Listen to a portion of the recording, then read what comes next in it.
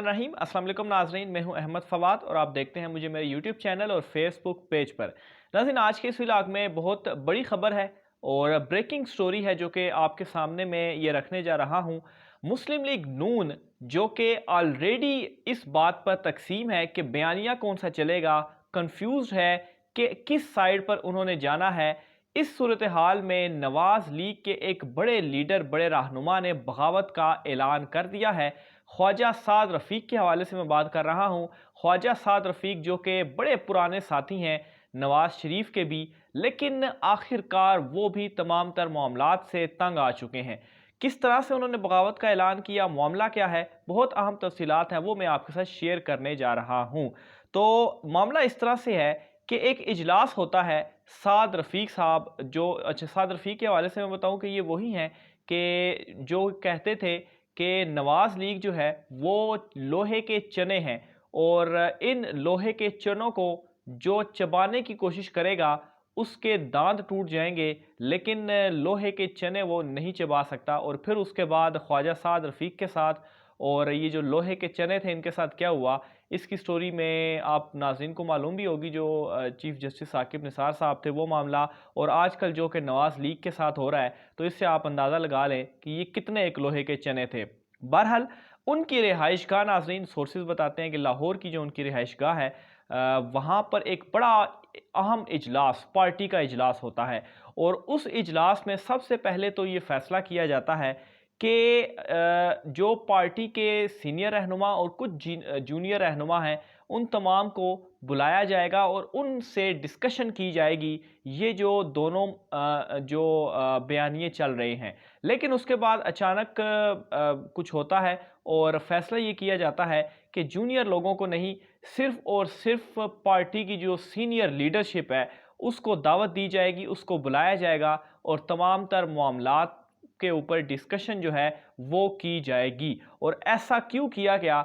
ऐसा नाजरीन इसलिए किया गया 2023 के इलेक्शन को सामने रखते हुए, क्योंकि इस वक्त जो सूरत हाल चल रही है, पाकिस्तान तहरीक इंसाफ तमाम तर ओछे हटकंडों के बावजूद, साजिशों के बावजूद दिन ब दिन मजबूत होती जा रही है। मुस्लिम लीग नून के अपने ग्रुप्स जो हैं, अपने लोग उन्हें छोड़कर पाकिस्तान तहरीक इंसाफ में जा रहे हैं। इसके अलावा नाअहल अपोजिशन ये साबित हुई है।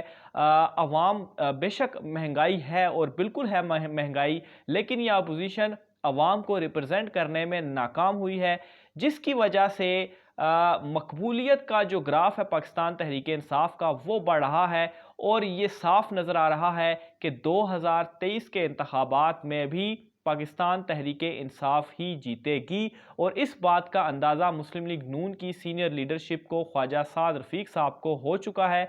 इस वजह से उन्होंने ये बुलाया इजलास, और इस इजलास में 2023 के इलेक्शंस के हवाले से डिस्कशन की गई कि भाई कुछ ना कुछ अब करना पड़ेगा, क्योंकि अगर 2023 के जो इलेक्शन हैं वो भी हम हार जाते हैं तो हमारी पार्टी ऑलरेडी तितर बितर हो चुकी है। 2023 के बाद ये बिल्कुल टूट जाएगी और काफ लीग बनकर रह जाएगी। काफ लीग के हवाले से आपको मालूम है कि वो पहले नवाज लीग और काफ लीग एक ही था, लेकिन फिर उसके बाद टूटी और एक काफ लीग रह गई। और अब काफ लीग की हालत, खैर अभी तो कुछ कदरे बेहतर है, लेकिन उनकी हालत क्या थी कि एक दो सीटें सिर्फ उनके पास हुआ करती थी। और जो कुछ हाल हुआ, नवाज लीग का आज़ाद कश्मीर में 6 सीटें उन्होंने खाली ली, वही हाल 2023 में इनके साथ पंजाब में भी होगा। तो इसलिए इन्होंने ये इजलास बुलाया और कहा कि भाई कुछ ना कुछ अब करना पड़ेगा। अच्छा, इस इजलास में तमाम लोगों ने, तमाम ने तो नहीं, खैर 10 लोगों के ऊपर ये मुश्तमिल था इजलास। और ज़राए के मुताबिक नाजरीन परवेज़ रशीद साहब भी इसमें मौजूद थे, जो कि आप समझें कि मरीम नवाज़ के वो तो पक्के ही साथी हैं, आप ये भूल जाएं कि वो मरीम नवाज़ की मुखालफत करेंगे। अच्छा, ज़्यादातर लोगों ने इस इजलास में, हमारे जो सोर्सेज बता रहे हैं कि 7 लोग ऐसे थे जिन्होंने ये कहा कि मरीम नवाज़ का बयानिया नहीं चलेगा और हम सब शहबाज शरीफ के बयानिए के साथ हैं और उसी की बयानिए को हम मानेंगे, मरीम नवाज़ को पीछे हटना पड़ेगा। लेकिन परवेज़ रशीद साहब की जानिब से इसकी मुखालफत की गई और ये कहा गया कि नहीं, ऐसा नहीं चलेगा, होगा ये कि मरीम नवाज़ का बयानिया चलेगा, शहबाज शरीफ का बयानिया नहीं चलेगा, और वो मरीम नवाज़ के साथ खड़े हुए हैं। इस वजह से इस इजलास में जो लोग, ख्वाजा साद रफ़ीक और दीगर जो रहनुमा थे सीनियर, जो लोग मुफाहमत के बयानिए, शहबाज शरीफ के बयानिए के साथ खड़े थे, उन लोगों ने یہ صاف صاف کہہ دیا کہ بھائی ہم اب مریم نواز کے ساتھ تو نہیں چل سکتے جو ان کا بیانیہ ہے، ہم لوگ ہیں شہباز شریف کے ساتھ۔ اور یہ وہ بغاوت ہے جو کہ اب خواجہ سعد رفیق کی جانب سے بھی کی جا چکی ہے، اور ایک بڑا نام ناظرین جو کہ مسلم لیگ نون کا ایک بڑا نام تھا، اس نے اب اپنا جو ہے وہ فیصلہ سنا دیا ہے۔ اور یہ اجلاس ناظرین میں آپ کو بتاؤں بڑا گرما گرم اجلاس یہ رہا، بڑی اس میں آپس میں بحث بھی ہوتی رہی، اور اس بات کا اندازہ اس طرح سے لگا سکتے ہیں ہم کہ 5 گھنٹے تک یہ جو گہما گہمی تھی یہ چلتی رہی، اور اس اجلاس میں بہت زیادہ پریشان نظر آئی نون لیگ کی یہ جو سینئر قیادت تھی، لیکن بغاوت ہو چکی، اور یہ پیغام پہنچا دیا گیا کہ مریم نواز کے ساتھ اب ہم نہیں کھڑے ہو سکتے، کیونکہ ہم نے 2023 کا الیکشن جیتنا ہے، پنجاب میں واپس آنا ہے۔ اگر 2023 کا الیکشن ہم آتے ہیں تو پنجاب بھی ہمارے ہاتھ سے نکل جائے گا، اور اس کے بعد ہماری حیثیت کاف لیگ سے بڑھ کر نہیں ہوگی۔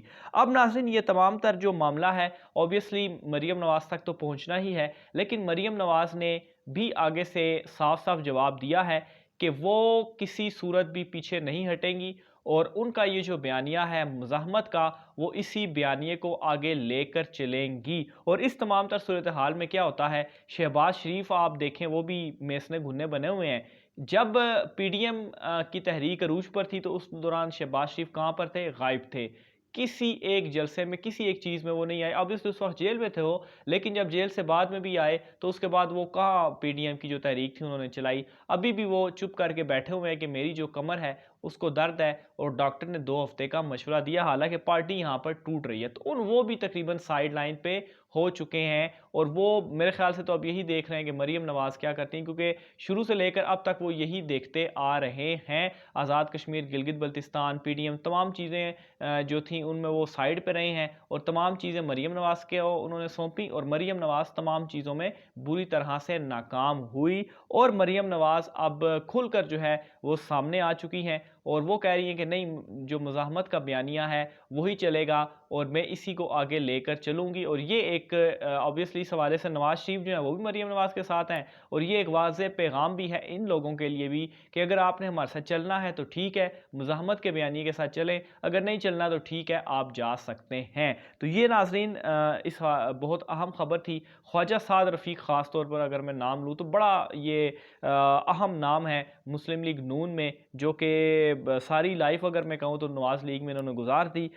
اس کا اس طرح سے بغاوت کرنا یہ بھی بہت بڑا ایک کوسچن مارک اب ڈل چکا ہے نواز لیگ کے اوپر۔ اور میرے خیال سے وہ جو شیخ صاحب بات کرتے ہیں کہ تابوت میں جو ہے وہ آخری کیل ٹھونکی جا رہی ہے، تو وہ بس ٹھونکی جا رہی ہے آخری کیل، اور اس آخری کیل کے بعد پکا صفایا ہو جائے گا نواز لیگ کا بھی، کیونکہ بڑے بڑے جو لیڈر ہیں وہ اب ان سے ناراض ہوتے جا رہے ہیں۔ بہرحال اب اس حوالے سے کیا آگے سٹیپ اٹھاتی ہیں مریم نواز، اس حوالے سے بھی آپ کچھ چیزوں کی جو ڈیٹیلز ہیں اس سے آگاہ کرتے رہیں گے۔ آپ نے اپنی رائے کا اظہار کمنٹ باکس میں لازمی کرنا ہے۔ آج کے ویلاگ سے اتنا ہی، مجھے اجازت دیجیے، اللہ حافظ۔